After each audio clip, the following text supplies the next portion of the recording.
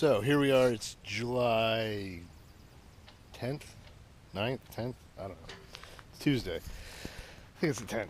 And it became necessary after the last time of trying to launch Lissadell to just break down and rebed the keel. So that's what we're doing. Basically undid the bolts and nuts inside, brought the lift in, lifted her up. So I don't know if I want to go in and show you what the nuts look like, but kind of hit a snag. So when we launched it last time, you can see down here, the edge of the wing got caught underneath these scissors. You can kind of see the marks. It was actually pulling the boat down. And so when the water was like way up here, so it was down like 6 inches, water started rushing in through the keel because there was so much pressure on it. And it just wasn't really bedded much. There's hardly anything in there. I mean, I'm scraping off a little bit, but so the thing with the nuts inside was I had to, of course, jack up the deck again and get that compression post out of the way and get that nut off. But I had to buy 2 more extra deep sockets, 1.5 inches for those main bolts and for the back main bolt, and a 3/4 inch for the back little nut and bolt. The problem is I got that 3/4 inch nut off the back and I couldn't reach the bottom one,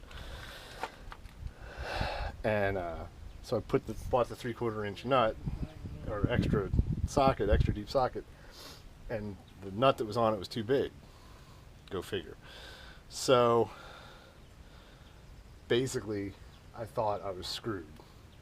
But what I found out after much chagrin this morning and screwing around is that that bigger nut that was on there wasn't actually screwed on. It was just like the jam nut on the back big bolt.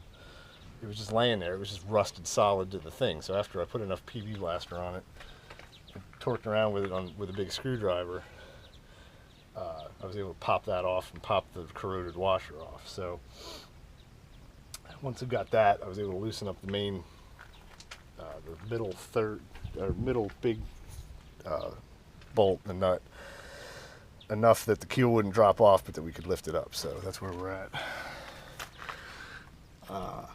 So the back nut or bolt, it doesn't look great, but it's not like corroded real bad or anything. It's got a little twist to it. I'm not sure what that's from. These bolts look pretty good.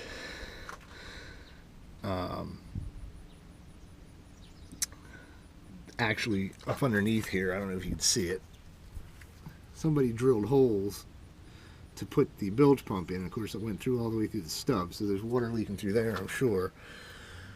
So I'm going to glass them up with epoxy before I cook this all up with 5200 and call it a day. So I'm going to have to drive up to the store and buy some 2-part epoxy and kind of drill them out a little bit and fill them back in. So yeah, that's where we're at.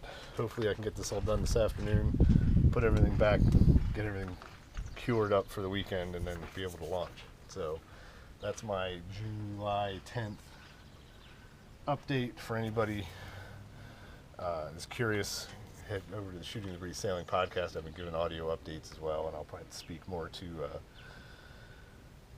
the setup and how to get at these nuts and bolts and how crappy it is of a design. I can't really crawl up in. I'm going to have to crawl up in there sooner or later with this thing on the lift, but I don't have to do it too many times, so I'm just going to leave well enough alone. But I'll take video later of how to access these nuts and bolts, and boy, it's a pain in the butt. It's so much easier if it was just open. So anyway, I'm Jeffrey Wettig from the Shooting the Breeze Sailing podcast. Sail on.